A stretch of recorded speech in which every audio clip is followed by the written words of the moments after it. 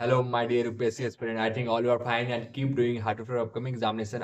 उम्मीद करता हूँ आप लोग बहुत अच्छे होंगे और अपना तैयारी कर रहे होंगे और बहुत अच्छे से अपने प्रिपरेशन को एक बूस्ट दे रहे होंगे, क्योंकि ये ऑलमोस्ट लास्ट फेज है प्रिपरेशन का। क्योंकि नोटिफिकेशन आ चुका है यूपीएससी का। हाँ भाई, UPSC 2026 CSC civil service examination का नोटिफिकेशन आ गया है, जो कि नोटिफिकेशन आई थिंक 14 जनवरी को निकला है। और 3 फरवरी तक आप का फिलिंग डेट है, आप भर सकते हो यूपीएससी का फॉर्म आराम से, कोई दिक्कत नहीं है। लेकिन जितना जल्दी भर लोगे आपके लिए ठीक होगा, क्योंकि बाद में अगर सर्वर डाउन हो गया या कोई और इश्यू हो गया, लिंक काम नहीं कर रहा है, ऐसे है तो यूपीएससी के लिंक के साथ ऐसा कुछ होता नहीं है, बट फिर भी एक प्रिकॉशन है और ये इसको हमको मद्देनजर रखते हुए हमें सिंसियर स्टूडेंट की तरह पहले फिल करना चाहिए। हमें मतलब हम भी करेंगे, it means I am also included in this. Okay, तो बेसिकली बात कर लेते हैं कि क्या है क्राइटेरिया यूपीएससी के लिए। तो आपको पता है कि आप ग्रेजुएशन पास होनी चाहिए। और ग्रेजुएशन जो पास नहीं है, जो लास्ट सेमेस्टर में है और वो भरना चाहते हैं तो भर सकते हैं, लेकिन आपका कोई बेनिफिट नहीं होगा। आप एग्जाम पास कर जाओगे फिर भी कोई रिकॉग्निशन नहीं है, मतलब कुछ नहीं होने वाला है। इट मीन से मतलब वेस्ट ऑफ टाइम होगा आपके लिए।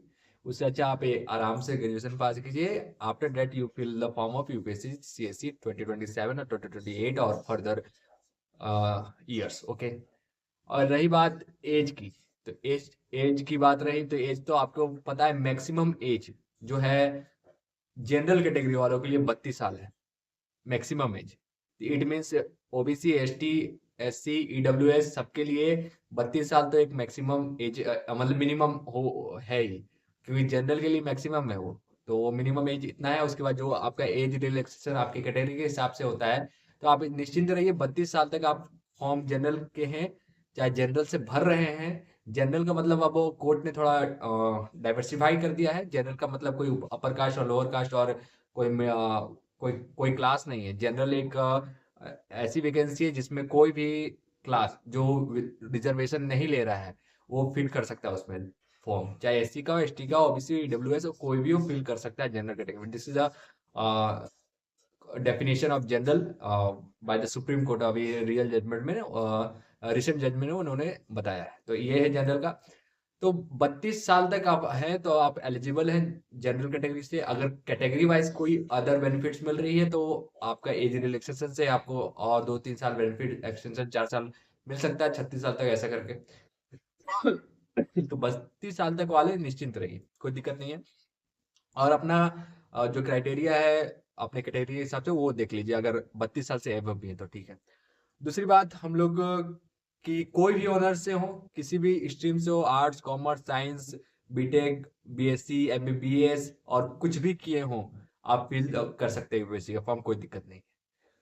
अगला वीडियो जो बनाने जाऊंगा यूपीएससी का कल या परसों में, वो बहुत इंपॉर्टेंट होगा, बिकॉज उसमें मैं बताऊंगा एग्जैक्ट डॉक्यूमेंट प्रीलिम से लेके इंटरव्यू स्टेज और आप मेरिट लिस्ट तक कौन कौन से डॉक्यूमेंट आपको यूपीएससी के लिए रहना ही चाहिए, मस्ट रहना चाहिए। वो सारे डॉक्यूमेंट की लिस्ट और वो साझा करूंगा आपके साथ आने वाले वीडियो में। तब तक आप इतनी जानकारी को रखिए कि आपको यूपीएससी का फॉर्म भरना है, जल्दी से जल्दी भरना है, 3 फरवरी से पहले भरना है। और अगर जिसका प्रिपरेशन नहीं है उसका अपना चॉइस है भरने का, और जिसका प्रिपरेशन है वो तो भरेंगे ही, और जो रेगुलर अटेम्प्ट देते आ रहे हैं वो भरेंगे ही। तो कंपटीशन ऐसे भी हाई है।